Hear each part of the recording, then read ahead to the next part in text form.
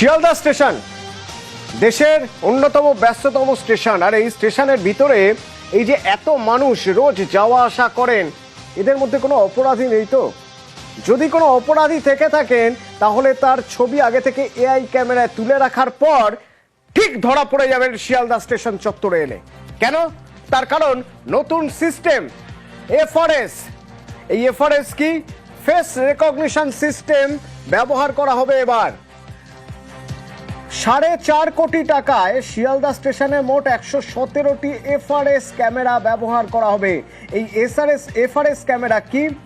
এই FRS camera হলো face recognition system, অর্থাৎ কোনো অপরাধী যদি তার ছবি এআই নির্ভর কোনো ক্যামেরায় আগে তুলে আপলোড করে রাখা থাকে ওয়েবসাইটে, তারপর সেই অপরাধী এই শিয়ালদা স্টেশন চত্বরে এলেই এফআরএস ক্যামেরায় ধরা পড়লেই সঙ্গে সঙ্গে সতর্ক বার্তা চলে যাবে এবং অপরাধীকে ধরা সম্ভব হবে।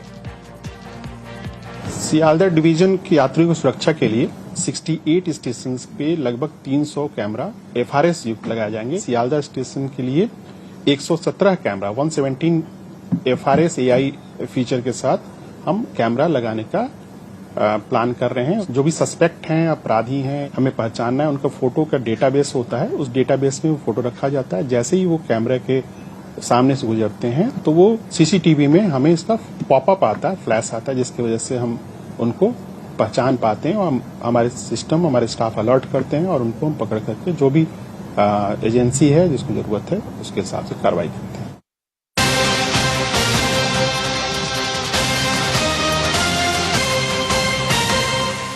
পার্ক স্ট্রিটে ধর্ষণের অভিযোগ, পার্ক স্ট্রিটের একটি হোটেলে ধর্ষণের অভিযোগ। আমার সঙ্গে রৌনক রয়েছে, বলতে পারবেন কি হয়েছিল? রৌনক, কি জানতে পারছি আমরা?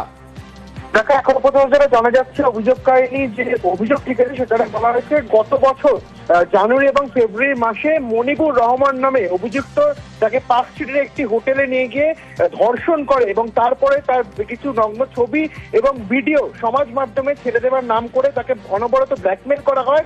জুন মাসের 30 তারিখে পার্ক স্ট্রিট থানায় অভিযোগকারী লিখিত অভিযোগ দায়ের করে এবং তার অভিযোগের পরিপ্রেক্ষিতে গতকাল ওয়ার্ডগঞ্জের একটি গেস্ট হাউস থেকে এই মনিবুর রহমানকে গ্রেফতার করে পার্ক স্ট্রিট থানার পুলিশ। আজই তাকে ব্যাংশাল আদালতে তোলা হয়। আগামী 4 আগস্ট পর্যন্ত পুলিশ হেফাজতে নির্দেশ দেয় আদালত।